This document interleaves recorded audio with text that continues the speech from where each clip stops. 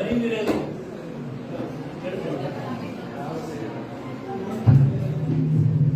ನೋಡಿ, ಅರಿವಿರಲಿ.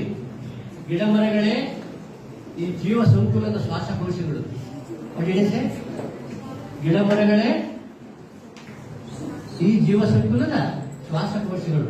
ನಮ್ಮ ಜೀವಕ್ಕೆ ಶ್ವಾಸಕೋಶಗಳು ಆವಾಗ ಲಂಗ್ಸ್ ಹೌದು ಬಯಸ್ಕ್ರಿಯರ್. ನೆಕ್ಸ್ಟ್, ಮನೆ ಸುತ್ತ ಗಿಡ ಮರಗಳಿರಲಿ.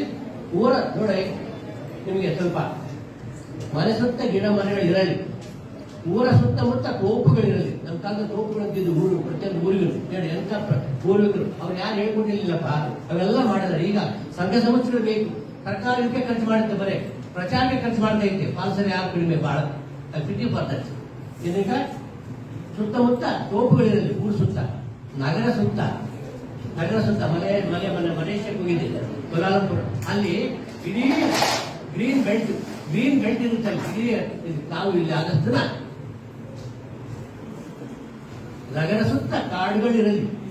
ಭೂತಾಯಿ ಮಡಿಲಲ್ಲಿ ಹೇಳಪ್ಪ, ಭೂತಾಯಿ ಮಡಿಲಲ್ಲಿ ನಮ್ಮ ಫ್ರೆಂಡ್ಸ್ ಏನಪ್ಪ ಸಿದ್ದೇಶ ಕಲಿಸಿಟ್ಟು ವಿಜ್ಞಾನ, ಬರೆದಿಟ್ಟು ಸಾಹಿತ್ಯ ಎಲ್ಲಿ ಸಿಕ್ತು ನಿನಗೆ ಅಂತ ಮೆಚ್ಚಿದ್ರಪ್ಪ. ಅದಕ್ಕೆ ಇವೆಲ್ಲ ನನ್ನ ಬರವಣಿಗೆಗಳು ಏನ್ ಹೇಳಿದಲ್ಲಿ,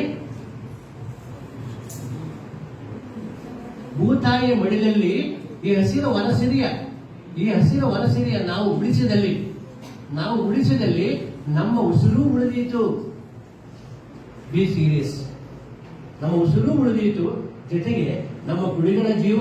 ಮೊಮ್ಮಕ್ಕಳು ಸಾಧ್ಯವಲ್ಲ, ಅವಕ್ಕ ಜೀವ ಬೇಡ.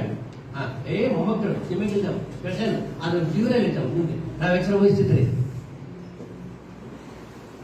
ಉಳಿದೀತು, ಜೊತೆಗೆ ನಮ್ಮ ಕುಡಿಗಳ ಜೀವ ಹಾಗೂ ಜೀವ ಸಂಕುಲ ಕೂಡ. ಈ ಜೀವ ಸಂಕುಲ ಬರ್ದಿನಲ್ಲ, ಅದೆಲ್ಲ ಉಳಿಬೇಕಂದ್ರೆ ಈಕೋ ಸಿಸ್ಟಮ್ ಒಂದೆರಡು